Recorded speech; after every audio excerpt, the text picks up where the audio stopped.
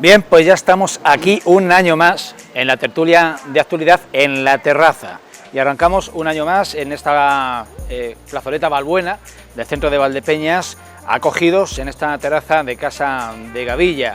Del amigo Juan Antequera nos vuelve a abrir su espacio para por quinto año volver a departir durante una hora de asuntos generales, de asuntos de interés local. Estamos imbuidos en un escenario político, tanto en nuestro ámbito corto local como a nivel general, a muy pocos días ya de esas elecciones generales del 23 de julio. Yo lo anunciaba la pasada semana, todavía en plató, estaba por dirimirse cómo saldría adelante el Partido Socialista en Valdepeñas, ahora en minoría en el Ayuntamiento, para sacar adelante ese importante, ese trascendental pleno organizativo. Y bueno, ya para entonces sabíamos que había una ruptura de negociaciones con Izquierda Unida Podemos, con Unidas por Valdepeñas, la coalición de izquierda a la izquierda del PSOE. Existía la posibilidad de que se recondujeran esas relaciones entre los dos partidos de la izquierda, y había alguna posibilidad más, y era que el Partido Socialista sacase adelante sus propuestas en minoría con sus 10 concejales. Bastaba con que alguno de los grupos se abstuviese para que saliesen adelante, y así ha sido. ¿Quién ha tenido la llave? Pues quien menos podíamos quizás esperar, Vox. El grupo Vox, con sus abstenciones, ha permitido que el Partido Socialista saque adelante la organización de su equipo de gobierno, el reparto de áreas, la composición de las comisiones informativas, la celebración mensual de los plenos, que continuará siendo los lunes primeros de cada mes, y sobre todo el asunto polémico y delicado, que es la dedicación exclusiva de varios de los componentes del equipo de gobierno, en concreto 7, incluyendo el alcalde. Así las cosas, vamos, antes de dar entrada y a presentar la mesa de esta primera terraza de 2023, a dar paso a una pieza confeccionada desde los servicios informativos de Televaldepeñas.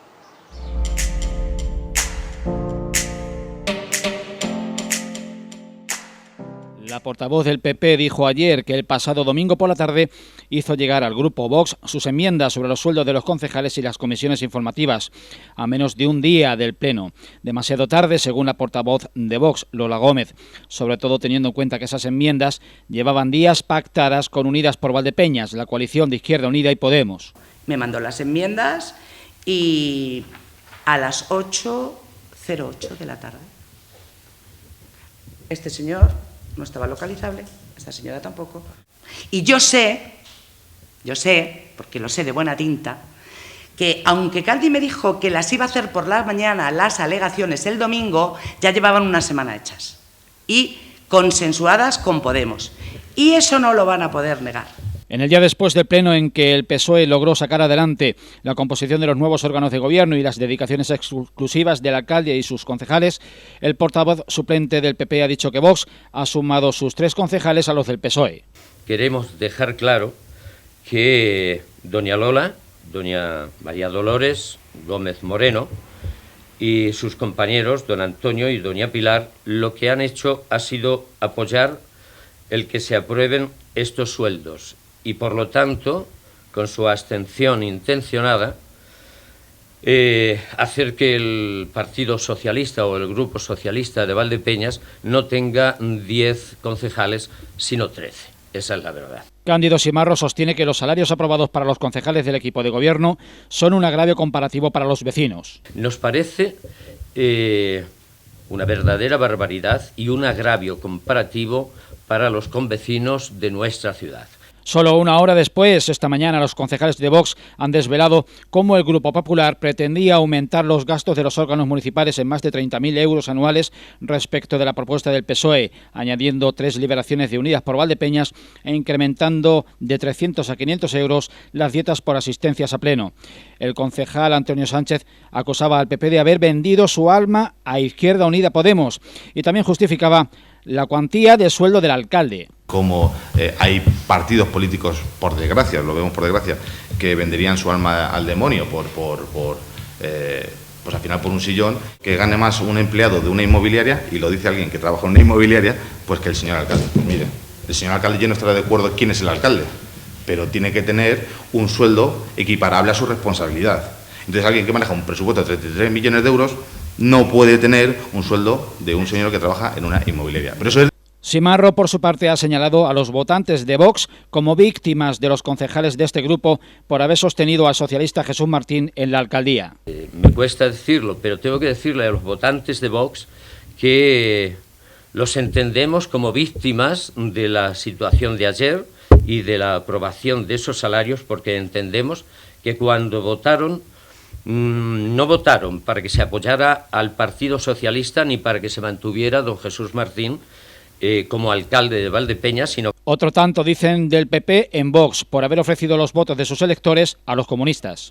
Primero, el PP propone a Vox que hagamos alcalde al candidato de Unidas por Valdepeñas, al señor Parrilla, porque, palabras textuales, era la única oportunidad que, según el PP, iba a tener este señor de ser alcalde y de quitar a Jesús Martín.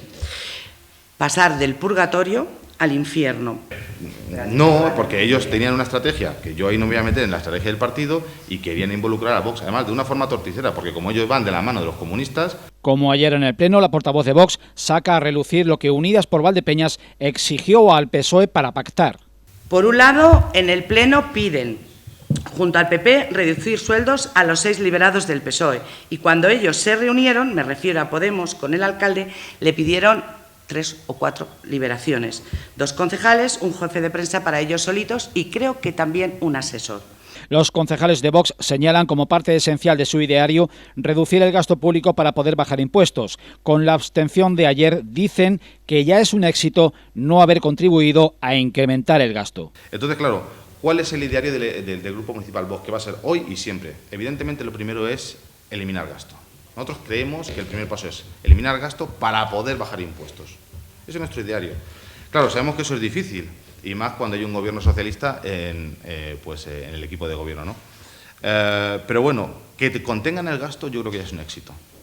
Que contengan el gasto ya es un éxito, evidente. También con esa abstención defienden que han impedido una nueva mayoría de izquierdas en el gobierno. Nosotros creo que tenemos sentido de Estado y lo más importante para nosotros era que no hubiera un gobierno social comunista y que no hubiera una mayoría de izquierdas. En lo sucesivo dicen que no pedirán al PSOE nada para ellos, pero sí para el pueblo. Esta misma tarde comparecerá el portavoz de Unidas por Valdepeñas, Alberto Parrilla, para valorar el alcance de los acuerdos adoptados en el pleno de ayer. Para Parrilla, la abstención de Vox en el pleno de organización del nuevo ayuntamiento, supuestamente pactada por el Partido Socialista, ha sido incomprensible. Lo cierto que esto es incomprensible y es completamente indignante. Recalca que las negociaciones con el Partido Socialista se rompieron por no querer hablar de programa, sino de liberaciones y de salarios, extremo que el PSOE no deja de negar. Las negociaciones con nuestra formación Unidas por Valdepeñas se rompieron porque en ningún caso se hablaron de programa. Nunca se llegaron a acuerdos programáticos. Se hablaron de sillones, se hablaron de sueldos, se nos ofreció por parte del PSOE liberaciones que, como todos saben ustedes con el comunicado que mandamos, las rechazamos. La supuesta pretensión de Izquierda Unida Podemos de liberar a sus 2 concejales y de contar con personal de confianza salió a relucir en el pleno del martes y nadie lo desmintió en la coalición de Izquierda Unida Podemos. En rueda de prensa sí lo niegan. Alberto Parrilla ha asegurado que ellos no pretendían liberarse porque ambos tienen trabajo, pero a preguntas de los medios sobre qué hubieran hecho si les hubiera correspondido gobernar, si liberarse o compaginar las funciones de gobierno con sus empleos, Parrilla ha rehusado, dice, entrar en hipótesis. Se habría estudiado cuánta gente hubiéramos tenido que liberar, se habría estudiado cuánta gente y cuántos sueldos habríamos tenido que hacer, pero bueno, que en principio esto son hipótesis que no vamos a entrar, son unas hipótesis que ahora mismo lo que tenemos encima de la mesa son cosas muy graves. El portavoz de Izquierda Unida ha acusado al equipo de gobierno de incrementar un 43% el gasto en salarios políticos y de haber primado el beneficio propio sobre el interés general. El PSOE ha elegido aliarse con Vox para perpetuar su mayoría absoluta sin tenerla, haciendo que los valdepeñeros soporten una subida del 43% en la partida de salarios destinados al equipo de gobierno. El portavoz izquierdista señala que acabará sabiéndose qué es lo que el PSOE ha prometido a Vox a cambio de poder seguir haciendo su voluntad. Esta ultraderecha, que además ha incumplido todas sus líneas rojas de no pactar con los socialistas y que ha posibilitado que en Valdepeñas el PSOE siga imponiendo su voluntad como ha venido haciendo durante los últimos 20 años. Con todo, en Unidas por Valdepeñas no descartan la posibilidad de reconducir la situación con el PSOE, ni tiran la toalla ni se rinden. Nosotros somos personas completamente serias y lo que no vamos a hacer es que porque haya pasado esto vayamos a dejar y vayamos a tirar la toalla por los vecinos y vecinas de Valdepeñas. A nosotros nos han votado 1.706 personas. Llevamos un programa de 300 propuestas. Y vamos a seguir luchando durante los 4 años de legislatura para sacar las máximas posibles. La coalición de Izquierda Unida y Podemos piensa ya en el próximo debate de presupuestos.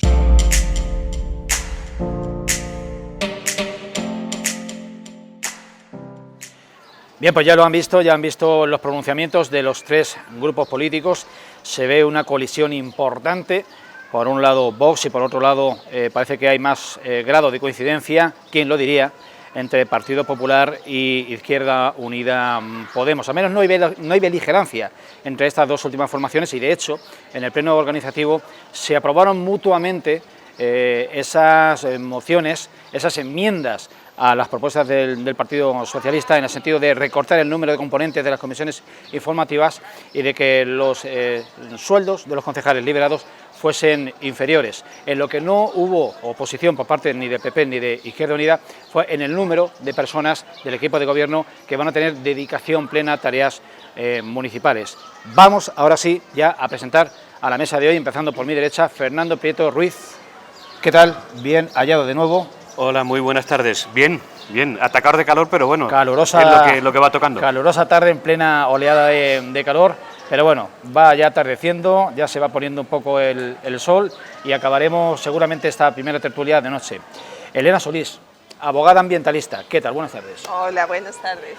Es tu, creo, tercera experiencia en la tertulia de Tele Valdepeñas y de esta guisa, aquí invitada de Valdepeñas, viendo a la gente pasar y bueno, inclusive favoreciendo que quien quiera sumarse a presenciar como público esta tertulia pueda hacerlo a lo largo de la próxima hora. Y Enrique Garán Rueda, sacerdote, párroco de la Iglesia de la Asunción de Nuestra Señora, también ya un clásico de esta primera tertulia del verano en la plazoleta Balbuena. ¿Qué tal, Enrique? Buenas tardes, muy bien, Julián. Agradecido de estar aquí con vosotros. Bueno, pues seguimos el mismo orden y en cuanto al primero de los temas que vamos a abordar, Fernando, ¿cómo se te quedó el cuerpo, iba a decir, cómo te quedaste cuando... Bueno, primero te lo planteo de otra forma. Visto que el Partido Socialista había roto conversaciones con Izquierda Unida Podemos, ¿cómo pensabas tú que iban a salir, que iban a resolver la ecuación el equipo de Jesús Martín? Bueno, en este primer pleno yo creía que lo iba a tener realmente complicado. Es decir, yo creo que en el primer pleno, que son de tanteos, o llegas a un pacto real o el primer pleno generalmente sería muy complicado de sacarlo. Con el paso de algún más tiempo, pues posiblemente se llegase a una negociación que sería lo lógico. Es decir, yo creo que el ayuntamiento, cualquier ayuntamiento de cualquier ciudad de nuestro país, pues evidentemente tiene que funcionar y no lo puedes paralizar. Pero teniendo en cuenta que 11 votos siempre son más que 10 y que el que gobierna está en minoría, pues tiene que llegar a acuerdos, o de legislatura o acuerdos puntuales. Y eso lo tiene que tener muy claro desde el primer momento que empieza la legislatura, y el resto de oposición también tiene que saber que son 11, pero que en un momento determinado no puede paralizar el funcionamiento de un municipio. Yo creo que lo que tienen que, bajo mi punto de vista, lo que tienen que hacer es poner las cartas sobre la mesa y, en definitiva, ver lo que van a hacer los que nos gobiernan, los que están a 50 metros de aquí, lo que quieren hacer con Valdepeñas y para con los ciudadanos de Valdepeñas. Y si eso no lo hacen, yo creo que va a ser una legislatura muy tortuosa, porque el que haya liberaciones ahora no significa que cuando haya presupuestos y se bloquean no tengan capacidad de cobro. Es decir, que podemos entrar en una dinámica tan sumamente complicada y tan sumamente difícil que puede llegar a ser que este pueblo no sea gobernable. Yo, como puntualización, sí diría, yo creo que la liberación de los concejales podrá gustar más, podrá gustar menos, pero creo que como una empresa más tiene que haber responsables, y en este caso son los concejales. Yo creo que por volumen de concejales, cuando nosotros tuvimos, se llevaban menos las liberaciones y ya empezamos a liberar concejales. Y yo creo que con el paso del tiempo se dan cuenta de que hace falta un volumen importante de gente para trabajar en el ayuntamiento. Ahora bien, los que están ahí, que tengan que saber lo que tienen que ganar o lo que no tienen que ganar, es una situación en la que tienen que valorar cada uno de los grupos políticos y ver conforme está la situación económica en cada momento, tanto del ayuntamiento como de los ciudadanos. Haciendo esa valoración, pues puedes llegar a la consecuencia de lo que se le debería de tener de asignación a los concejales. Más allá, bueno, yo sinceramente no entiendo la postura de Vox, ni entiendo la postura del PSOE, si han llegado a negociar para que el tema salga con los votos de Vox y el PSOE aceptando ese tipo de... ¿Entiende la postura de Izquierda Unida, de Unidas por Valdepeñas? Yo lo he dicho ya varios plenos, varias tertulias con anterioridad. Creo que Izquierda Unida va a ser mucho más poderoso si está fuera que si está dentro. Ahora bien, lo que tiene que tener claro es lo que quiere hacer con los valdepeñeros estando en la oposición y teniendo las llaves de la gobernabilidad. Bueno, yo desconozco cómo han llevado las negociaciones, desconozco cuál ha sido el tema de ruptura de negociación y desconozco cuáles han sido las pretensiones del PSOE con respecto a Izquierda Unida. Y tampoco sé qué ha pedido Izquierda Unida con respecto al PSOE para romper la negociación. Cuando esto lo veamos más claro en las dos partes, pues tendré una opinión mucho más formada que ahora. Lo natural, evidentemente, sería que la abstención hubiese sido de Izquierda Unida, porque no me lo esperaba de Vox, porque Vox sí que va a tener una situación muy complicada para explicar a sus votantes que con su voto ha consentido los salarios, las liberaciones de los concejales del Ayuntamiento de Valdepeñas. Elena Solís, tú no tienes un perfil netamente político, pero sí eres una valdepeñera con la cabeza, con la mente muy abierta y bien amodelada como para poder valorar una situación como la que se ha producido esta semana en el Ayuntamiento de Valdepeñas. ¿Te sorprendiste realmente de ver a un partido socialista en minoría, pero en el gobierno, sacando adelante sus propuestas con el apoyo en forma de abstención de un partido de extrema derecha? Pues sí, me sorprendí muchísimo y sobre todo considero que es un maridaje muy extraño y no acabo de racionalizar cómo va a ser ese maridaje a lo largo de la legislatura, sobre todo porque tenemos que tener en cuenta que Vox tiene un programa radicalmente opuesto al PSOE y por supuestísimo entonces no entiendo cómo cuando vaya a tener que haber tanto mayorías en este caso serían simples, incluso mayorías absolutas, cómo eso se va a dar. Es decir, Vox niega el cambio climático, Vox niega y va a erradicar la ley de igualdad, la ley trans, va a erradicar, incluso va a promover la minería, aquí se puede volver a dar el problema de las tierras raras, que va a tener una incidencia clave en la denominación de origen de Valdepeñas, por lo que supone la polvareda de este tipo de minerías aquí, por ejemplo. Y yo no entiendo cómo Vox va a poder lidiar con esas contradicciones tan absolutas.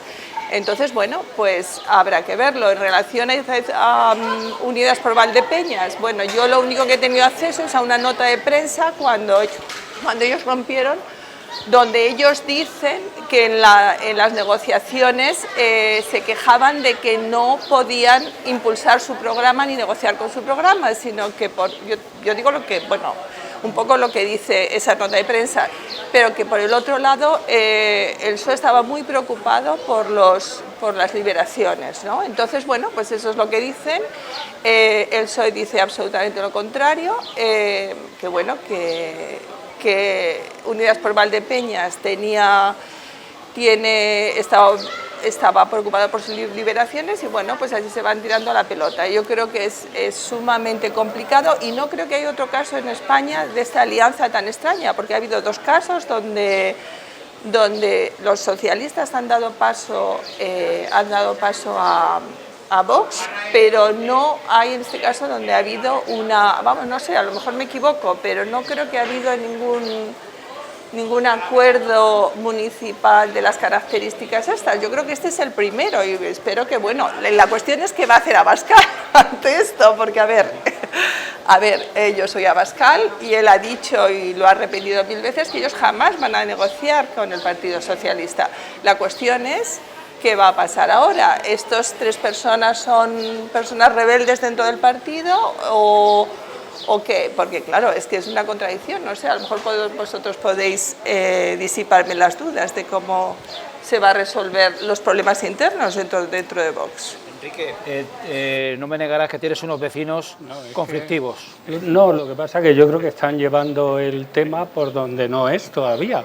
Aquí simplemente lo que ha sucedido es que para aprobar unas liberaciones, un comienzo, se han apoyado en una abstención, pero que yo sepa, yo no he oído que hayan hecho ningún pacto de legislatura, ¿o sí? Entonces, lo estamos llevando donde yo creo que de momento no corresponde. ¿Qué le va a pasar al PSOE? Que continuamente va a tener que pactar con unos o con otros, con quien pueda. Si no ha podido con Izquierda Unida, que es su aliado natural teóricamente, pues tendrá que buscar otros aliados puntuales. Yo solo veo ese problema. No veo más, no veo que hayan facilitado, sí, ha facilitado la liberación, pero eso, Fernando, tú mismo has dicho que siempre ha sido así y que sigue siendo necesario. La cuestión está en si esta liberación es más barata para el pueblo de Valdepeñas o más cara que antes. En segundo lugar, hemos perdido 2 sueldos externos, uno el de senador y el otro el de vicepresidente de la Diputación, que a partir de ahora tiene que pagarlos el Ayuntamiento de Valdepeñas. Uno solo. Bueno, pues uno, pero no era moco de pavo.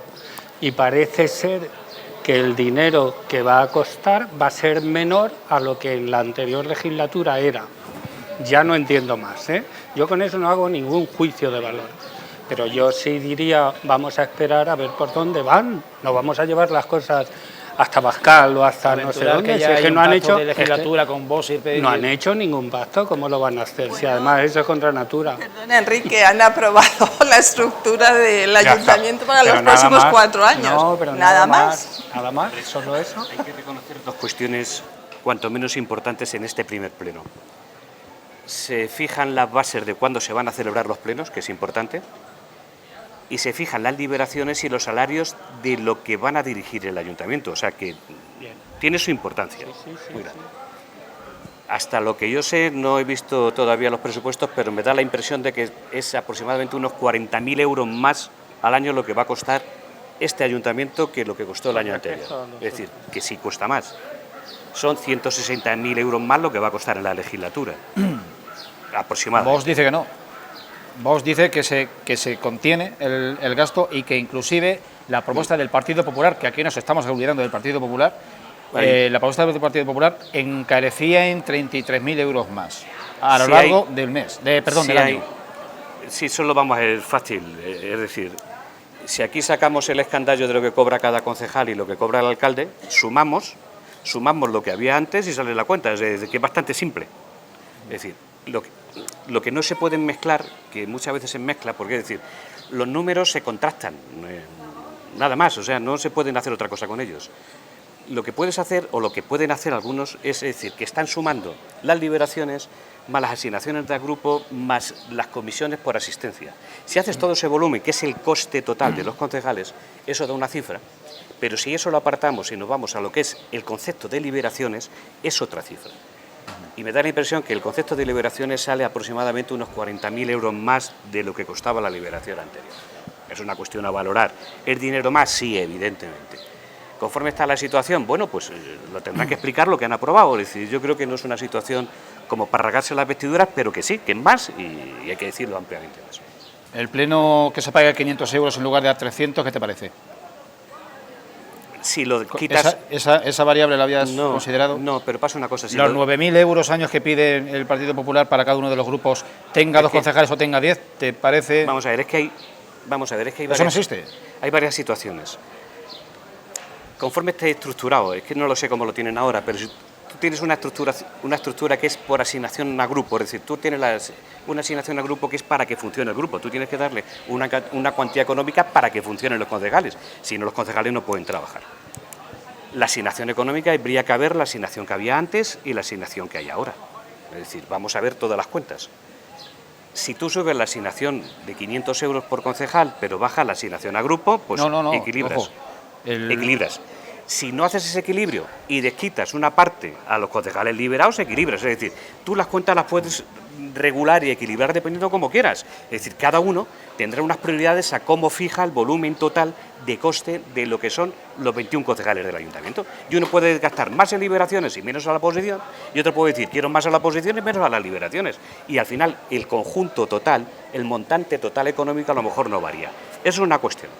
Pero lo que, a mi entender, es decir, si uno ya no cobra del Senado, tiene que cobrar del ayuntamiento, o no, es decir, porque uno lo dejan en el paro y no cobra el paro, no cobra lo que cobraba anteriormente, es decir, las situaciones son como son, no como quisiéramos que fuesen en cada momento.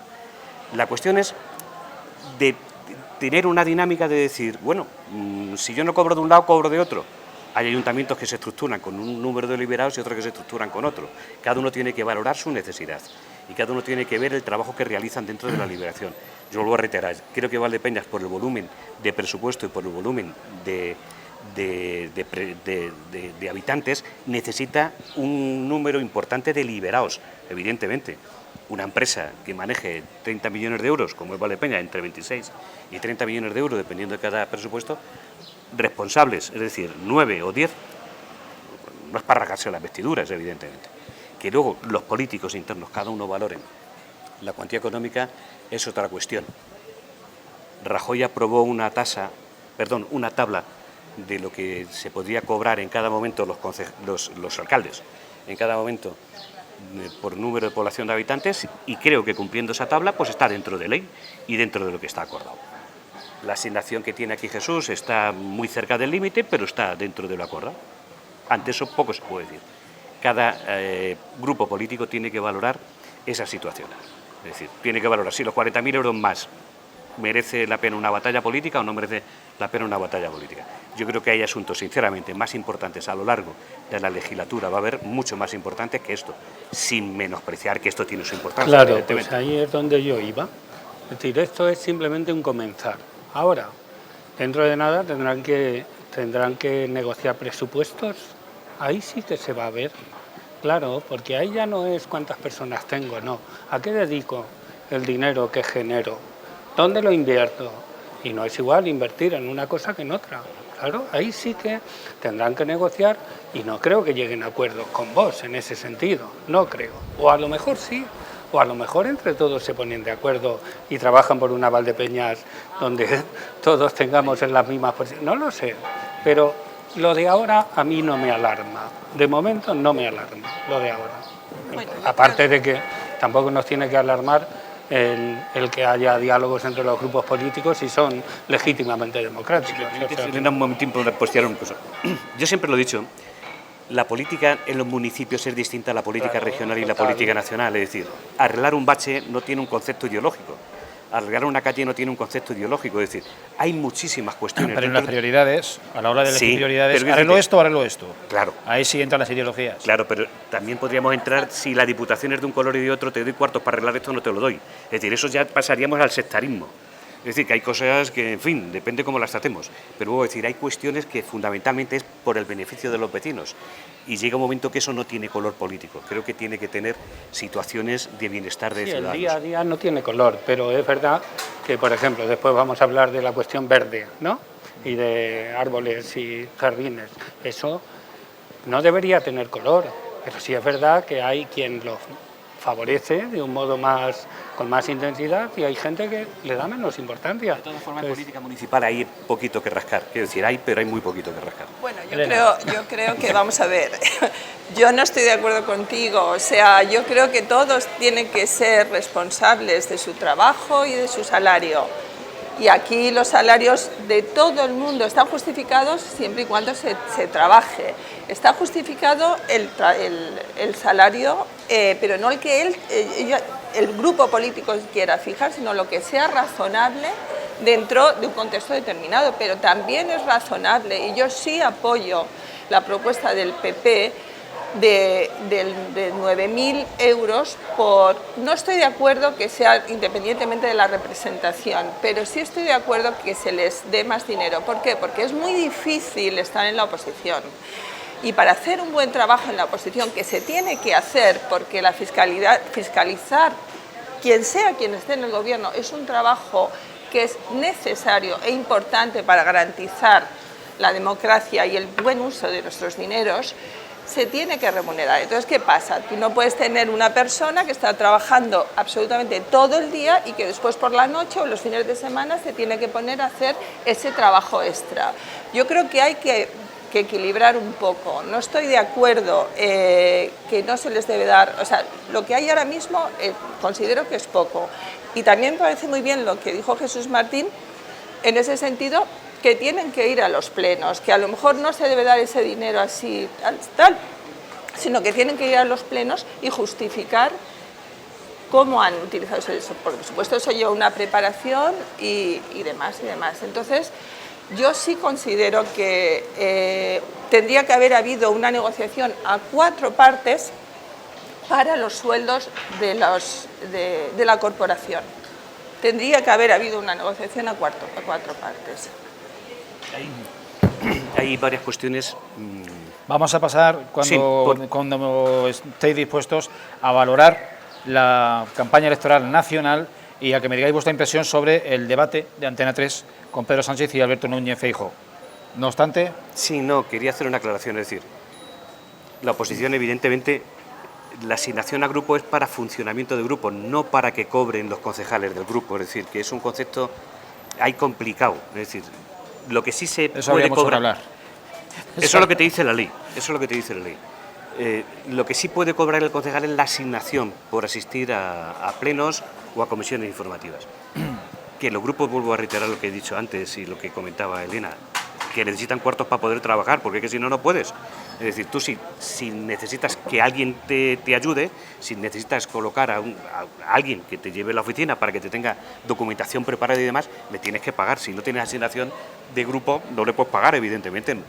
Vas a llegar mucho más apretado a plenos, a comisiones informativas, a cualquier extracción de cualquier documento. Es decir, que evidentemente hay que funcionar. Y un ayuntamiento con 30 millones de presupuesto, creo que la oposición debería de estar mejor pagada. ¿Alguna cuestión más? Yo en eso creo que también has puesto un elemento que es fundamental. A lo mejor los concejales que no están liberados no pueden hacer ciertas cosas. Necesitan una persona en la oficina, que esa es otra, tener oficinas dignas, todos los grupos políticos, donde puedan desarrollar su labor con el material necesario, ordenadores, etcétera, etcétera, ¿no? Pero si necesitan contratar a alguien, que no es ningún disparate, tener a alguien que te lleve toda la cuestión del papeleo, pues en ese sentido es el ayuntamiento también el que tiene, en la medida que pueda, tiene que afrontar esos gastos. Yo creo que es una cuestión de justicia, no es pedir nada fuera de lo normal. Es una garantía de un sistema democrático. Claro. De hecho, no es nuevo que haya habido grupos en la oposición, yo recuerdo tanto PP como PSOE, en la oposición con una persona en tareas administrativas y de apoyo a los políticos. Nosotros tuvimos siempre en nuestra época a personal trabajando que le pagábamos con la asignación al grupo. Por pura lógica, que si no, no puede funcionar, vamos. Si os parece, vamos avanzando en esta primera parte de la tertulia y abordamos la campaña electoral que están haciendo para estos comicios adelantados que deberían de haber tenido lugar legalmente en diciembre y que se adelantaron al mes de julio por decisión inmediata del presidente del Gobierno, vistos los resultados de las elecciones autonómicas y municipales del pasado 28 de mayo. Yo no sé si tuvisteis ocasión, no ya de ver en directo el debate, que estuvieron siguiendo más, tuvo una cuota de pantalla, bueno, descomunal, superior a un 50%, parece ser. ¿Qué os pareció, si lo seguisteis en directo o si lo habéis seguido después, en la información que ha dado las televisiones o la prensa digital o las emisoras de radio después? ¿Qué os ha parecido? Vale, yo creo que, bueno, fue bochornoso, porque vamos, ignoraron completamente que estaban hablando en una campaña para los ciudadanos, o sea, se enredaron en un duelo muy estudiado. Sabotearse mutuamente durante 2 horas. O sea, era vergüenza pública. Yo decía, pero bueno, ¿cómo puede ser que en este país estemos escuchando esto? Que no haya el mínimo respeto por la palabra del otro, que la técnica sea, porque claro, era un debate distinto, en el sentido de que se contaba el tiempo más que las intervenciones seccionadas, ¿no? Entonces, al final, ¿qué pasaba? Empezó enseguida Sánchez a cortar a Feijóo, lo cortaba, y estaba clarísimo que era una técnica para un poco emborronar y embarrar todo lo que estaba diciendo. Y, por supuesto, en ese sentido, tengo que decir que Feijóo estuvo bastante más entero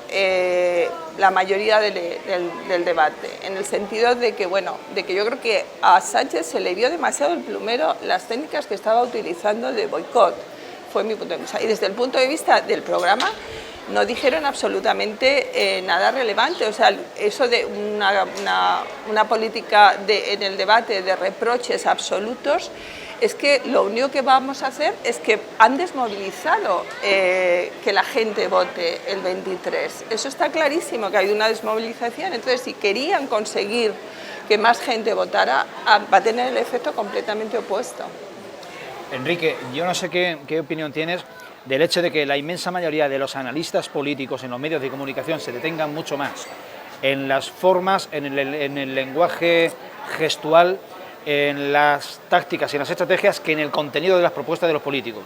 Bueno, se presta muy poco atención a lo que dicen los políticos y mucho más a cómo lo dicen. Ya, pero es que esto no es una cuestión de medios, es una cuestión de políticos. Los políticos llevan muchos años en nuestro país no proponiendo nada, soltando propuestas que nunca cumplen, que no hacen, y entonces se creen que los ciudadanos pues ni tenemos memoria de las cosas, ni recordamos absolutamente nada, y no estoy diciendo solo por Sánchez, que está siendo en ese sentido nefasto a nivel de educación de la gente, ¿eh? A mí me parece que no es de recibo los políticos que tenemos a ese nivel, a nivel nacional. El debate, Elena, el debate es el mismo que ha habido en el Senado y en el Congreso continuamente en todas las legislaturas. Si es que no se escuchan, no quieren saber lo que el otro dice, simplemente despreciar, soltar el chascarrillo para denigrar al otro, etcétera, etcétera. Entonces, yo soy uno de los españoles que no vieron el debate anoche, porque no quería pasar un mal rato. He leído esta mañana la prensa y he leído comentarios. He leído a unos y a otros, porque me interesa saber lo que la gente piensa. Pero yo no tenía ganas de escuchar ayer lo que luego realmente ha sucedido. El desprecio continuo del otro. Entonces, para que no dialoguen, para que sea, bueno, pues eso, cortarse continuamente, pues no merece la pena, no merece la pena. Yo creo que los políticos deben cambiar, ¿eh? Esto de altura, ¿eh? Yo con los nuestros no me meto. Con los nuestros no me meto, pero los de altura, por Dios, ya está bien. Fernando, no creo que haga falta que te pregunte que quién para ti ganó el debate. Bueno, no es que lo diga yo, quiero decir, si miramos la prensa a nivel nacional, bueno, pues ahí están. Parece que hay unanimidad. Casi unanimidad, es raro, ¿no?, que haya unanimidad en toda la prensa, y es difícil, ¿no?, porque hay la prensa más afín al Sin PSOE. embargo, ¿es tan así? O sea, ¿tan bien estuvo Feijóo y tan mal estuvo Sánchez? Vamos a ver, si me abstraigo un poco y lo veo lo máximo independiente posible dentro de mi independencia, hay una situación que si uno empieza a observar el debate, nada más empezar a hablar, Pedro Sánchez le temblaba la mano, nada más empezar a hablar. Eso en un presidente de gobierno que está el destino de un país en sus manos, de 40 millones de habitantes, que nada más empezar a hablar con la oposición, con el candidato, que no gobierna, que tú eres el principio, el que tienes los resortes del poder, y que te tiemble la mano, ya te está indicando... A mí me temblarían hasta las orejas. Pero, Julián, ahí ya te está indicando la inseguridad que está teniendo. Y, chico, tú eres el presidente del gobierno, no estamos hablando... La impresión de que los roles estaban invertidos. Efectivamente. Esa es ya una percepción que te da, y eso ya te está dando una seguridad. Y si luego te fijas en el lenguaje, uno fundamentalmente, el PSOE, Pedro Sánchez hablaba de pasado, hemos hecho, hemos realizado, y Rajoy habla en presente y futuro. Feijóo, yo no sé por qué nos pasa a mucha gente. Pues será porque son gallegos los dos, ¿no? Será porque son gallegos. Y decimos Rajoy, pero le pasa a muchísima gente, ojo. Feijóo hablaba en presente y futuro. Es decir, si ya nos fijamos simplemente en el lenguaje, ya estamos viendo la seguridad que uno tiene en su discurso y la inseguridad que tiene. Pero a un gobernante, de lo que le corresponde hablar es de pasado inmediato. Hemos hecho. y a quien está en la oposición lo que le corresponde lo que tú estás diciendo. Julián, yo que me pongo a oír los que me van a gobernar, me pongo a qué me van a hacer, porque lo que me han hecho no me lo tienen que explicar, lo he visto. Yo es que he visto lo que me han hecho. Lo que no sé es lo que me van a hacer. Eres optimista, ¿no? Claro, ¿no? Es decir, lo que me han hecho, ya, no hace falta que me lo recuerden.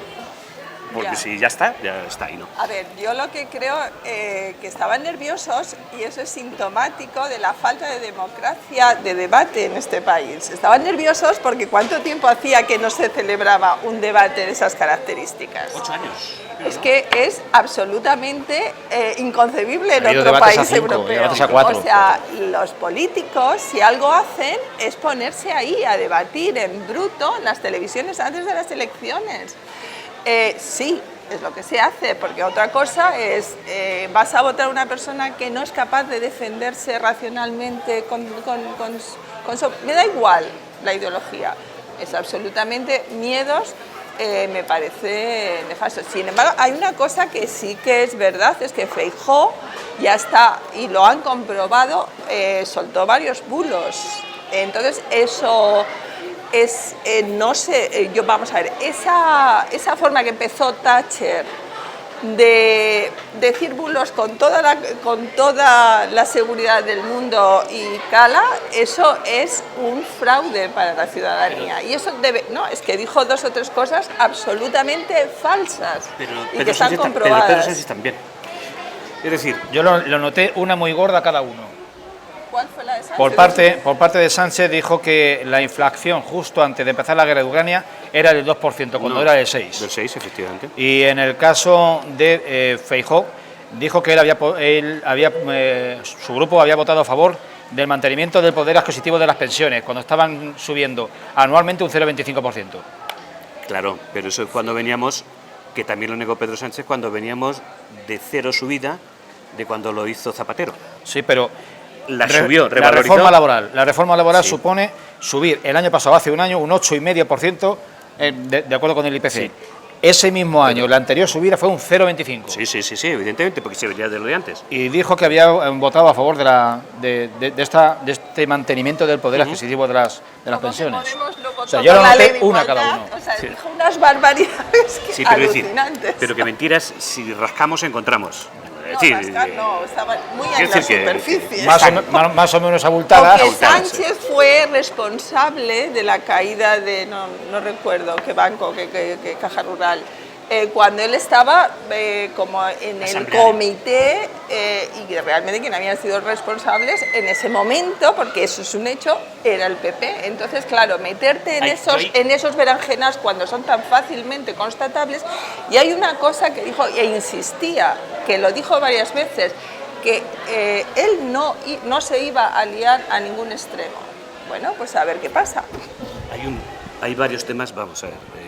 Yo creo que es muy peligroso hablar sobre el rescate de las cajas, porque si hacemos memoria... No nos enredemos demasiado. No, solamente un dato, es decir, por clarificar lo que se habla cuando del rescate de bancos. Los bancos no se han rescatado ninguno, se han rescatado cajas y se les ha transformado en bancos, que han estado gobernadas por políticos, claro, y por sindicatos. Es decir, la cuestión es que hay que dejarlas claras. Y la primer caja intervenida en España estuvo gobernada por un señor que fue diputado del PSOE, que además estaba en la Comisión de Hacienda y que además a Mariano Rubio le acusó, Juan Pedro Hernández Moltó, fuertemente, cuando era del Banco de España. Míreme a y los él fue ojos. Presidente de la Caja Castilla-La Mancha y fue la primera caja intervenida por el gobierno.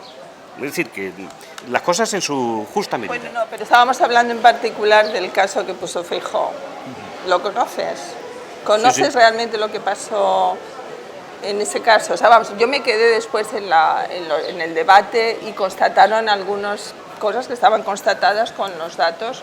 Y bueno, de ahí me enteré porque no sabía exactamente cuál había sido el papel. Siempre se habla de la Caja Madrid, porque claro, es de Madrid y estaban, pero la Caja Madrid estaba gobernada en su momento cuando pasó al rescate por gente del PP, como gobernaba, son los municipios los que ponen los representantes en las cajas, el PP, el PSOE tiene responsables, los sindicatos tienen responsables. Pero esto es un debate absolutamente apartado. Apartado, ¿no? Pero decir, como dato que salió ayer, que se hizo mucho hincapié en la situación.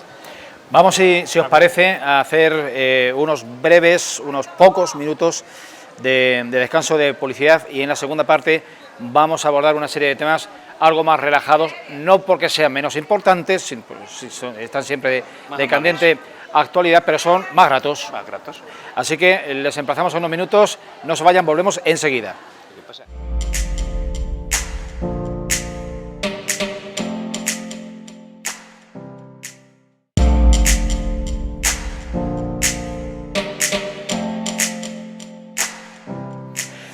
Abordamos otra serie de temas, de asuntos de interés en otro registro, vamos a decir, que la primera parte que hemos dedicado a política municipal, con ese tormentoso inicio de legislatura en el Ayuntamiento de Valdepeñas y con la campaña electoral para las elecciones generales del 23 de julio próximo. Vamos a abordar una serie de asuntos variados, tan variados como que le voy a proponer a Enrique Galán Ruedas, el párroco de la parroquia de la Asunción de Nuestra Señora, de aquí, de la Plaza de España de Valdepeñas, por las fiestas del verano, ese calendario de fiestas del verano que recorre todos los barrios de nuestra ciudad y que tienen todos una base de tradición y cultura religiosa católica. Lo más próximo que tenemos ahora son las fiestas en honor a la Virgen del Carmen, que se ubican, aunque no tengan una celebración como la tuvieron en su tiempo, en el barrio de la Manzana de Valdepeñas, y las fiestas en honor a Santa María Magdalena en el popular y castizo barrio de Cachiporro. Una referencia, Enrique, a ambas. Sí, bueno, ambas y las que ya se han celebrado.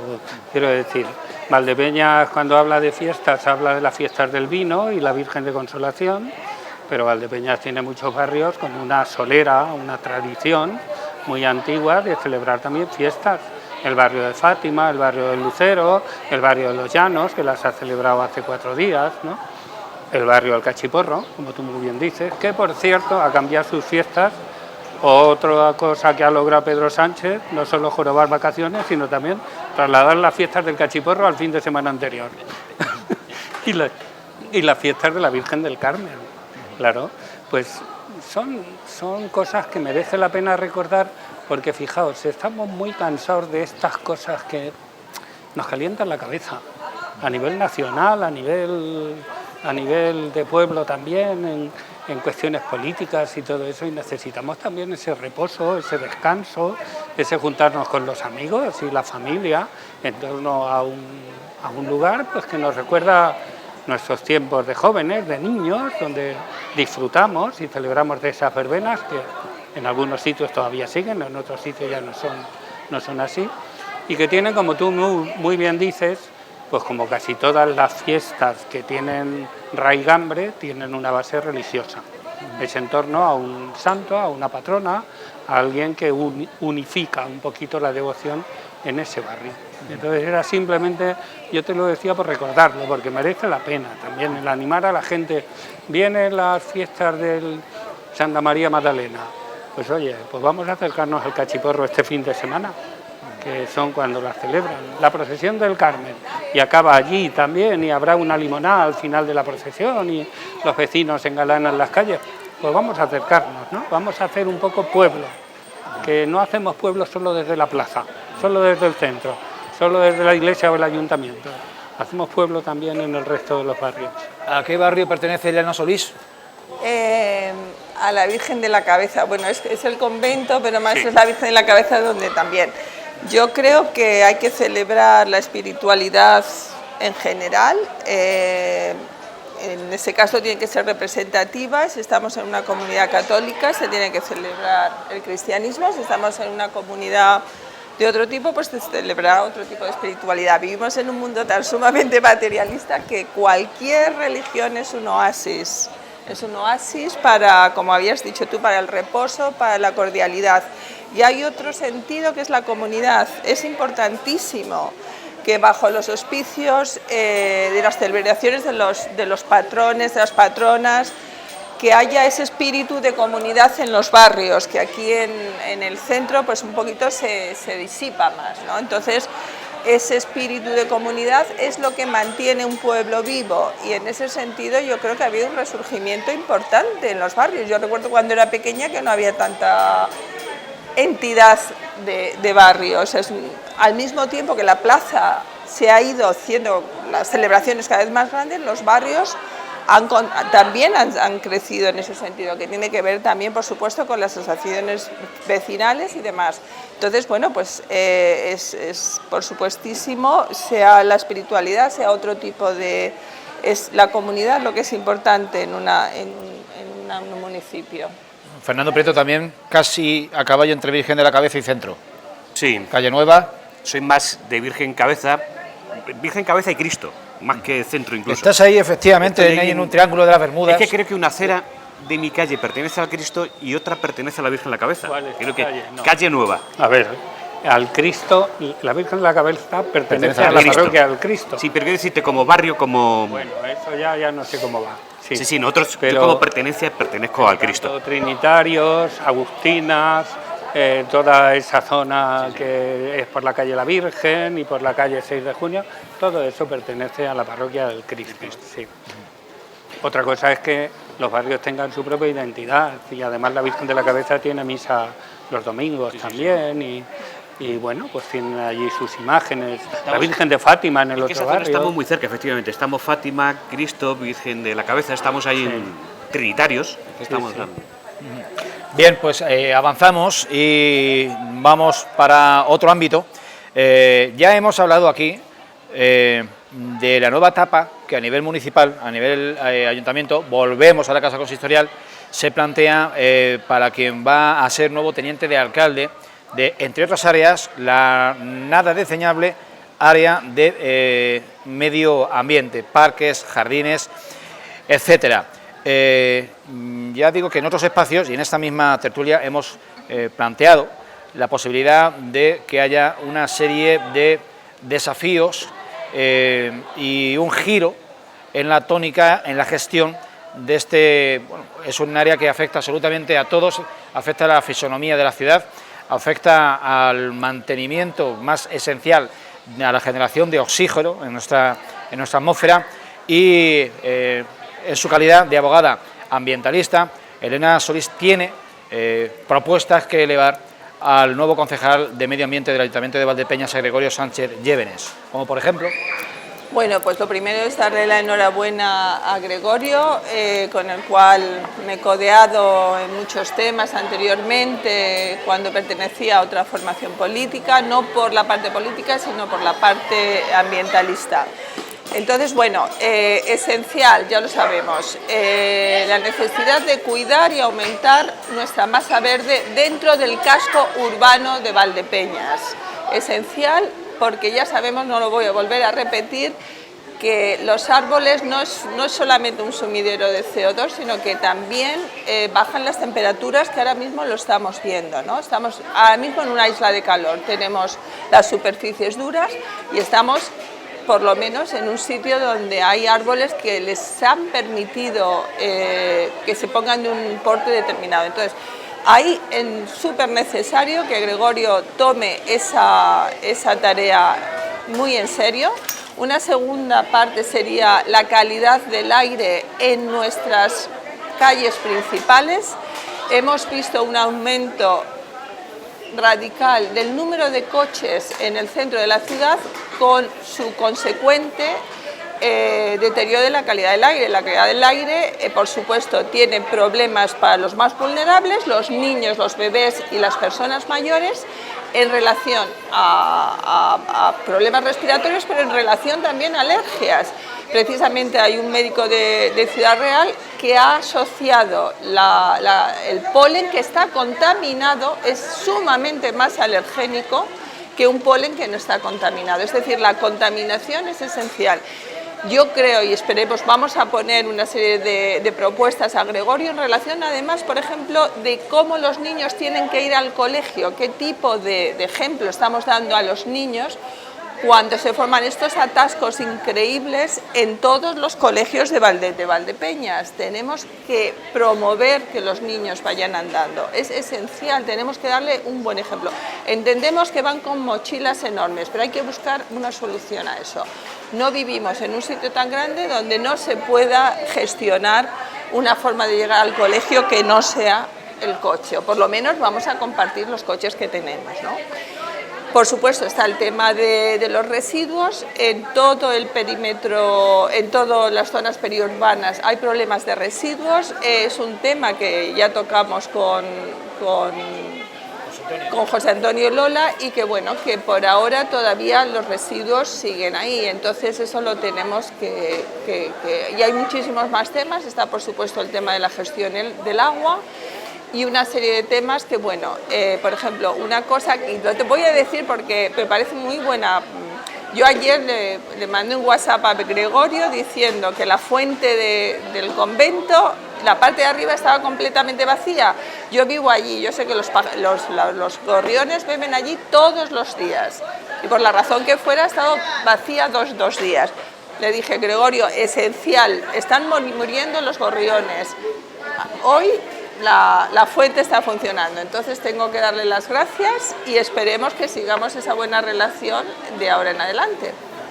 Enrique, Fernando, sería descabellado plantear en poblaciones de la magnitud, de la dimensión de Valdepeñas, pequeñas poblaciones de 30 a 50.000 habitantes, el empezar a restringir la circulación, el número de vehículos en tránsito en los centros, o es demasiado pronto todavía? Yo es que eso me cuesta muchísimo, el que se pueda hacer, creo, no lo sé. En Madrid vale, pero en otros sitios... Ya en Ciudad Real, no lo sé, es que yo no sé si esa es la solución. Por ejemplo, vamos a ver, ¿dónde hay demasiados coches? En las puertas de los colegios, diariamente, muy bien. En la calle Castellanos, en la calle pues a lo mejor Mediodía. ese tráfico habría que desviarlo por otro lado, vale, igual, seguramente, pero... No sé yo si esas son las soluciones, porque hay que pensar también no solo en el medio ambiente, sino también en la gente. La gente a lo mejor no se puede comprar un coche nuevo, no puede tener un coche ecológico. No estamos pensando en el coche ecológico, bueno, pero, estamos pensando en yo andar a los sitios. dentro de muy poquito no voy a poder entrar al centro de Ciudad Real con mi coche. Bueno, y mi coche tema. no es tan antiguo, Entonces, ese tema es peligroso. Luego, por ejemplo, has dicho el tema de los contenedores. Sí, es un tema que, ¿cómo lo ves? Lo que no veo es que en la puerta de los colegios haya contenedores de basura, ni en la puerta ni detrás del colegio. Los colegios no tienen que ser nunca lugares para tener eso. ¿Dónde tienen que estar? En la puerta de mi casa yo tengo dos. Bueno, pues ¿qué le voy a hacer? Porque no me queda otra, pues ahí están. Podrían estar fuera, tendrían que estar soterrados. Vamos a respetar también el que se pongan en otro sitio y vamos a dejar las basuras a su hora y no sé qué. El tema de las cacas de los perros. No, es que eso es vergonzoso. Es que cuánta gente no va ni con bolsa, ya no te digo con el agua, por el orín, te digo con la bolsa para recoger los excrementos. Y hay calles que es una pena, hay otras que da gusto, ¿eh? Es una cuestión de educación, de insistencia, de venga y venga. No he hablado de ese tema. Tomar medidas coercitivas va a solucionar, yo creo que no. Coercitivas cuando no, cosa habrá que hacer. Claro. Dentro de medio ambiente, ya un inciso muy pequeñito, se me ha olvidado, campañas de concienciación en relación, por ejemplo, al arbolado, o sea, no nos gustan las hojas en nuestra acera, o sea, nos ponemos en los nervios cuando vemos que tenemos hojas en la acera, entonces eso hay que cambiarlo, porque hay cosas más importantes. El tema de las cacas de los perros, eso es la ciudadanía, el tema cómo ponemos la basura en los contenedores y cómo reciclamos. Entonces, ¿sabes? Concienciación, y en ese sentido esperemos que podamos, ayudar a la Consejería de Medio Ambiente. Y nosotros lo hicimos y sigo pensando que al centro de Valdepeñas, cuanto menos coches, mejor. Yo creo que las ciudades están hechas para las personas, no para los vehículos. Y eso yo creo que tenemos que empezar a concienciarnos todos. Pero casi todo es no para aparcar. con lo cual los coches que circulan no son tantos, podrían ser más si se pudiese aparcar. Posiblemente en ese sea, sentido algo se ha posiblemente conseguido. sea uno de los factores. Pero quiero decir, los centros y Valdepeñas tampoco es una ciudad grande, es decir, hay ciudades donde las zonas peatonales son tan grandes casi como Valdepeñas y no pasa absolutamente nada. En Londres no pasan los coches al centro. Bueno, Y además sí en los que pasan pero tiene una tienen que tasa pagar. tremenda. Sí Efectivamente, pasas, una tasa, pero tienes que una tasa pagar tremenda. 8 euros Sí, efectivamente, para cara. Es decir, y es grande la pastilla que tiene Londres para no circular. Es decir, podríamos hacer, no digo de pagar aquí, pero hacer aquí un amplio centro sin circulación facilitaría más que se andase más. Que además andar es sano, porque ya estamos acostumbrados a ir en coche a 200 metros, chicos. Andar es bueno, y es bueno. Si vamos haciendo ese tipo de cosas cada vez, la gente se va concienciando y no es tan necesario. Valdepeñas puedes ir de punta a punta prácticamente andando y no pasa nada. Valdepeñas es todo centro. Por esto quiero decir, hombre, hay zonas donde no quedan más remedio, pero si vamos prohibiendo eso, eso también te facilita de que podamos poner más vegetación, porque si no circulan coches podemos poner árboles, o podemos poner setos, podemos adornarla de otra manera. Si eso no lo hacemos, pues claro, como dejamos para la rodadura de coches, pues limitamos los espacios. Es decir, que todo es cuestión de ir haciéndolo, es decir, ser arriesgados. Es decir, cuando aquí empezamos a peatonalizar todo el centro, hubo críticas, siempre las hay. Cuando haces una modificación siempre las hay. Pero bueno, ahora la gente yo creo que está bastante contenta en ese tema.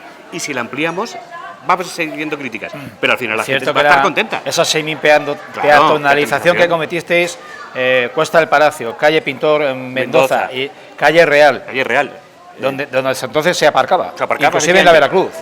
Y nos pusieron de aquella manera, ¿no? Es decir, pues... De vuelta y media, pero decir, ¿quién regresa a lo anterior? Claro, nadie. Es decir, si esas cosas se van haciendo, vamos haciendo una ciudad mucho más limpia y mucho más apacible para todo el mundo. Yo quiero decir, andar sin problemas, que los niños puedan corretear, que nos hace a todos una vida mucho más apacible y más... Es que además está constatado, o sea, mira Pontevedra, que lleva 20 años así, los comerciantes, pues al principio, y ahora quieren más y más y más. Se han dado cuenta que el peatón compra más.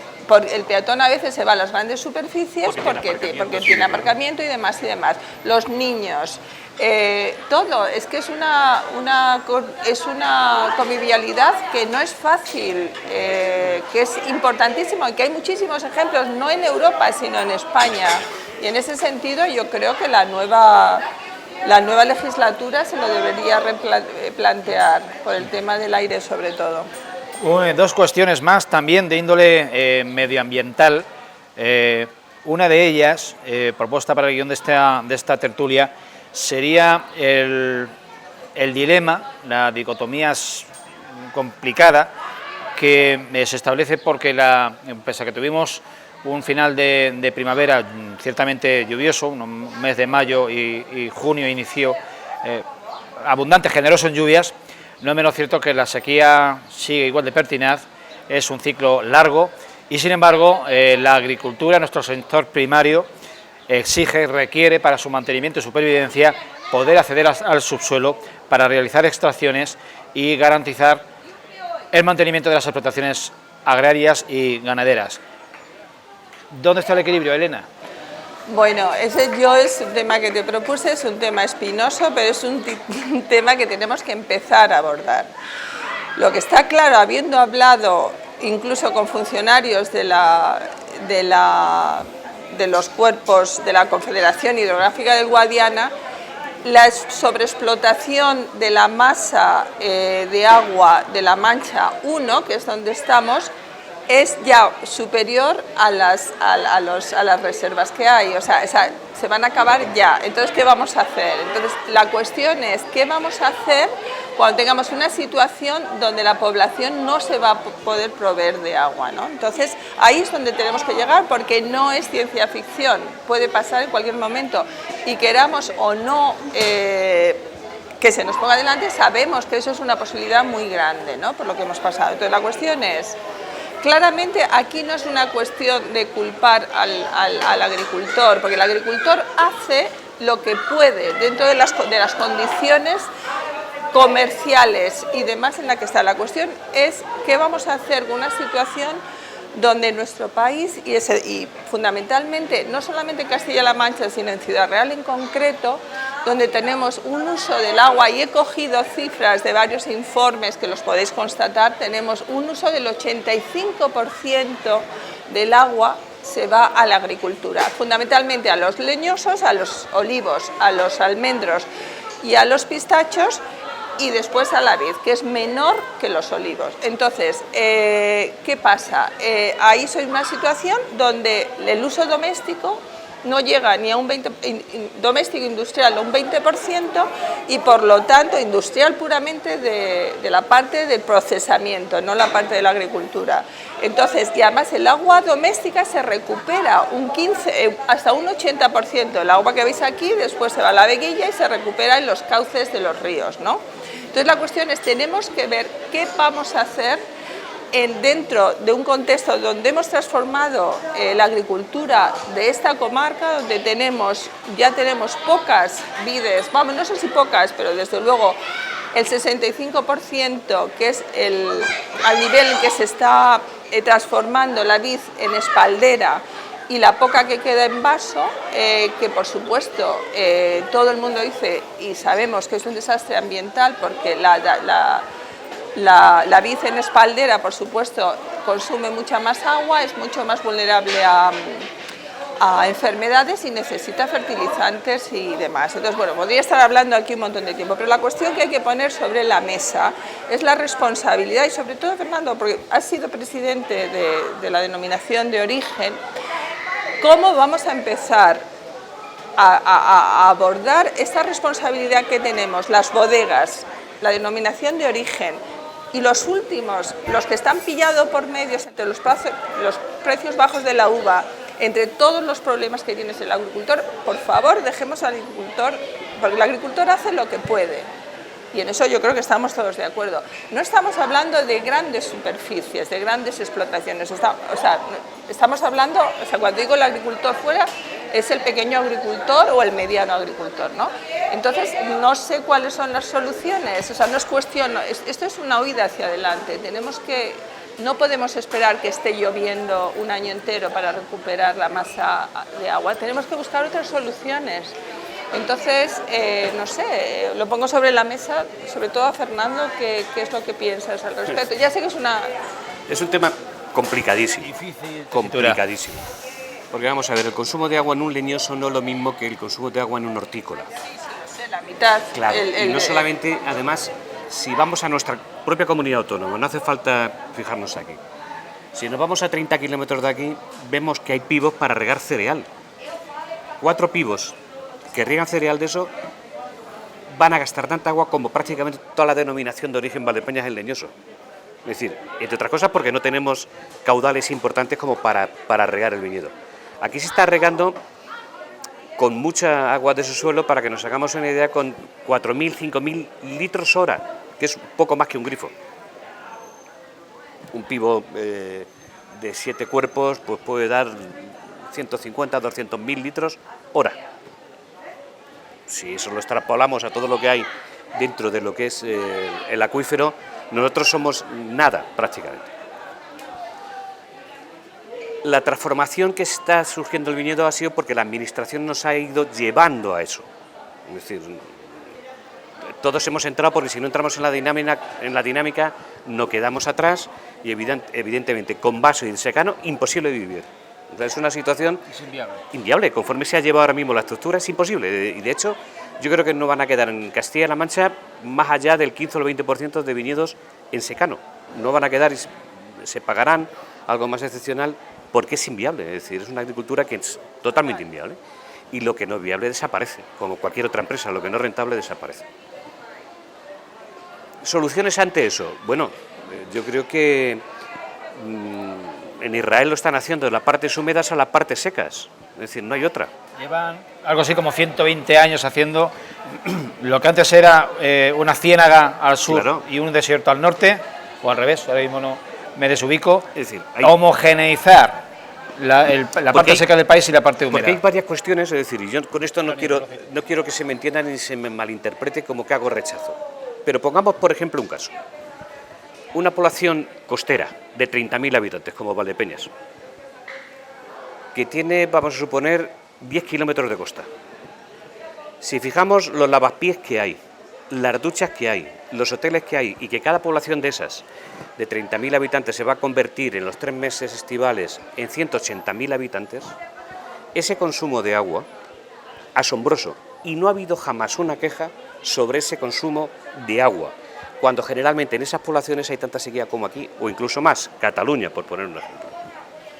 Es decir, que muchas veces se está acentuando en unas zonas muy determinadas por unos cultivos muy determinados y obviamos el conjunto de toda la masa de agua que tenemos en este país. Yo creo que los recursos son limitados, evidentemente, pero creo que con la limitación habrá que hacer el reparto más justo para todos. Lo mismo que en España repartimos impuestos, es decir, es que muchos conceptos se nos olvidan, hay que repartir también agua, porque los impuestos de unas zonas van a otras por el bien social. Pues el agua, hagámosla mismo por el bien social. Claro, ese es uno de los temas que son de cuestión imprescindible nacional, como la educación, como otras tantas cosas. Pero un plan hidrológico nacional serio, no lo quieren afrontar los políticos, no quieren. Y en este camino que llevamos de cada vez más independencia en algunas autonomías, pues peor todavía. Pero mientras no se haga a nivel nacional, nos tendremos que pelear un poco por lo nuestro, nada más, claro. Hay otro tema, estamos en muchos casos almacenando agua en superficies con poco fondo, y con el cambio climático, aunque haya gente que lo niegue, con las temperaturas, la evaporación es asombrosa. Y ahí sí que no podemos hacer prácticamente nada para evitarlo.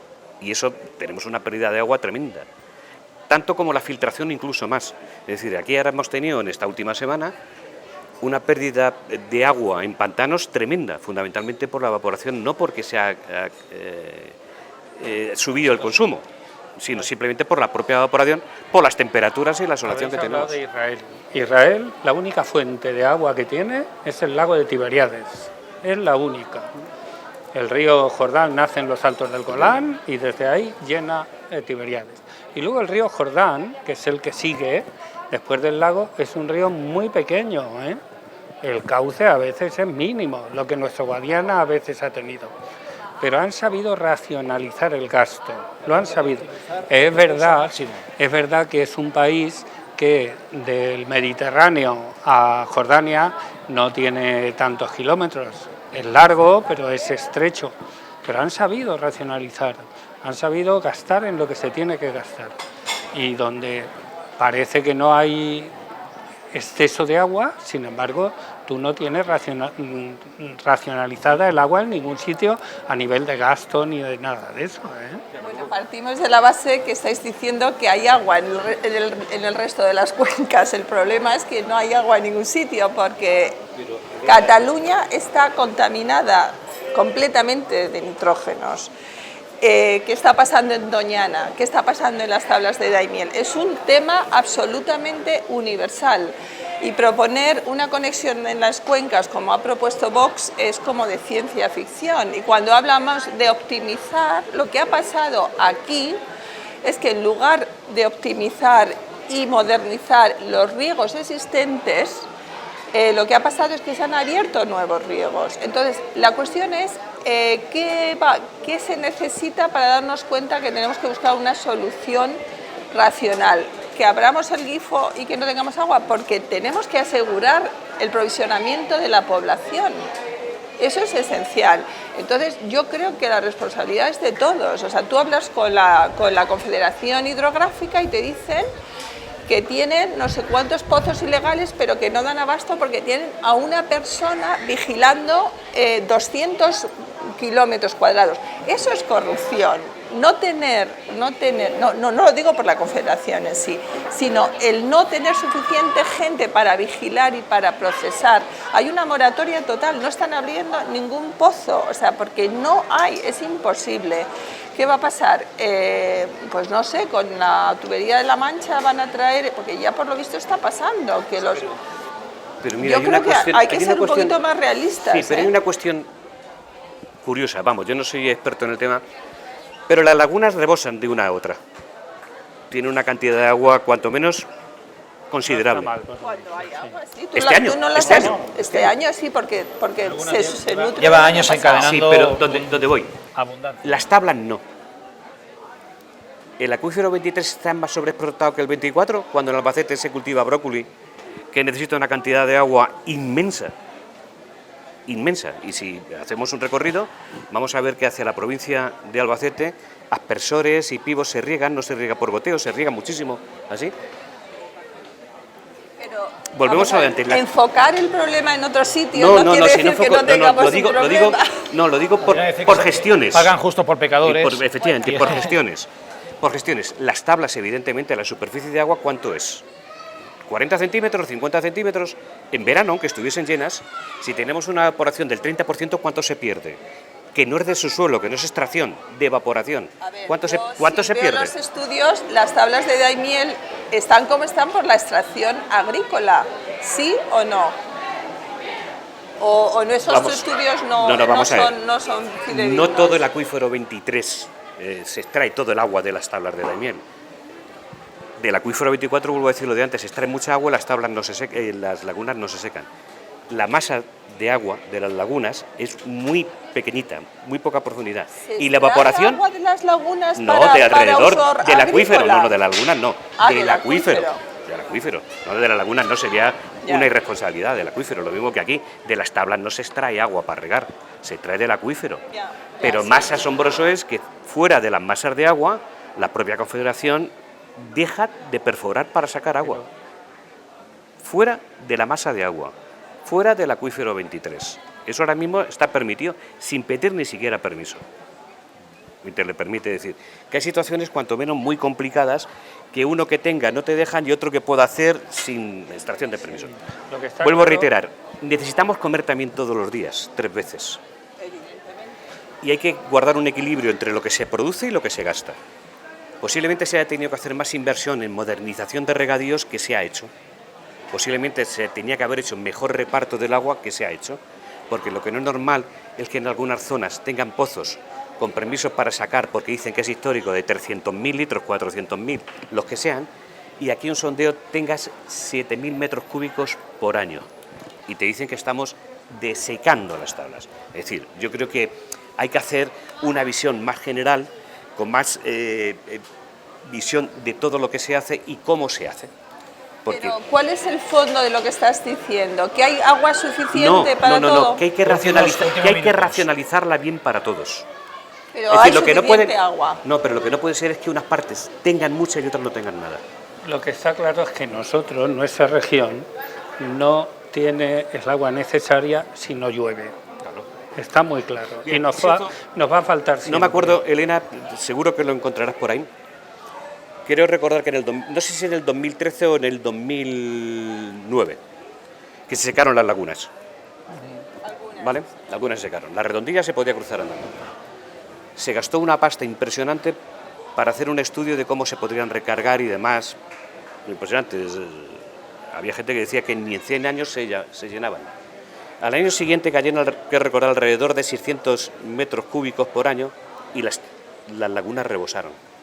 Es decir, lo que hace falta, en definitiva, es que tengamos años lluviosos con pluviometría normalizada. Y luego, evidentemente, regular el agua. Eso está claro, regularlo. Pero si hay una lluvia normalizada, tenemos agua. Es decir, porque aquí no hay extracción de pozos con mucha profundidad y con muchos dentro del acuífero. Si no hay Sinceramente, lluvia, aquí en esta y zona. si no hay lluvia normalizada porque el clima está cambiando, es verdad que cambia más en el sur que en el norte. Yo acabo de venir hace 4 días de Lourdes. He pasado por todo el País Vasco y toda la zona sur de Francia hasta los Pirineos. Hay agua para dar y tomar, hay verde para dar y tomar, lo hay. Y cuando hacemos un plan hidrológico, a lo mejor es que no tiene que ser nacional, es decir, es que la Unión Europea es algo más que la Unión Económica. Pero y que empieza siendo al menos nacional. Claro, que claro. lo que se paró en seco en 2004 se retome, Claro, se recupere. Lo que el Ebro vierte hacia el mar, Elena, eso no podría, no lo sé, a lo mejor le decimos al final que es que si no el mar Mediterráneo se seca, no lo sé. Si cortas el caudal biológico de los ríos vertiendo al mar, nos quedamos sin playas. No, pero yo no digo digo que todo. No hay que cerrar, lógicamente. A ver, no, el equilibrio, eso es mucho más complicado. La salinización de los mares cuenta con el agua dulce y cada vez hay menos agua dulce. Entre otras cosas porque hay muchos pantanos, a pesar de que Vox diga que, no hay que se han destruido no sé cuántos pantanos y tal. No, eso es mucho más complicado. La salinización depende del agua y si tú eso lo desequilibras vas a acabar sin peces y si acabas sin peces y sin vegetación... Total, que nos quedamos sin agricultura morimos. y sin pescado. No, ¿qué pasa una cosa? Es decir, el mundo, cuando teníamos 2.000 millones de habitantes, había un consumo. Ya. Cuando tenemos 9.000 millones de habitantes, hay otro consumo. Y eso es una realidad. Sí, sí. Pero llevas razón cuando dices que, por ejemplo, Canarias... o la costa no está para nada pensando en los problemas en el interior. Aquí cada uno va a su sálvese bola, quien efectivamente, pueda. sálvese quien pueda. Eso por supuestísimo que es así. Es un escándalo, lo de las costas es un escándalo el Sí, consumo de agua, sí. Es un escándalo total. Hemos abordado una serie de asuntos, cualquiera de los cuales por separado hubiera dado por sí solo para una tertulia entera, con lo cual hemos economizado también, y alguno que se quede en el tintero. Les vamos a emplazar, ya se ha quedado la noche, que aquí ya da gusto estar. ¿Cuánto se puede estar? Venir aquí a la terraza de Casa de Gavilla, en la plazoleta Balbuena de Valdepeñas. Nada que ver, la noche y el día, nunca mejor dicho, el inicio de esta tertulia hace aproximadamente 1 hora y 25 minutos, con la bonanza que tenemos en este momento. La tertulia en verano en Valdepeñas se transforma, primero sale a la calle, como ustedes están viendo, y se transforma en quincenal, su periodicidad es quincenal. La próxima cita la tendremos en la terraza del restaurante Europa, en la Avenida de los Estudiantes, dentro de 14 días, si no me equivoco, sería el jueves 27, donde nos volveríamos a encontrar a analizar los asuntos que se produzcan de aquí a entonces. Postelectorales. Serían ya postelectorales, tiempo habrá de comentar qué es lo que ha sucedido y bueno, pues hasta entonces le vamos a emplazar a esa nueva cita con la terraza y les enviamos como siempre un fuerte abrazo, no sin antes saludar y agradecer la participación de Fernando Prieto, de Elena Solís, abogada ambientalista y miembro de Ecologistas en Acción, y Enrique Galán, sacerdote, por todos ustedes conocido, párroco de la Iglesia de la Asunción. Muchas gracias, compañeros, y a ustedes Gracias. nos vemos el jueves 27.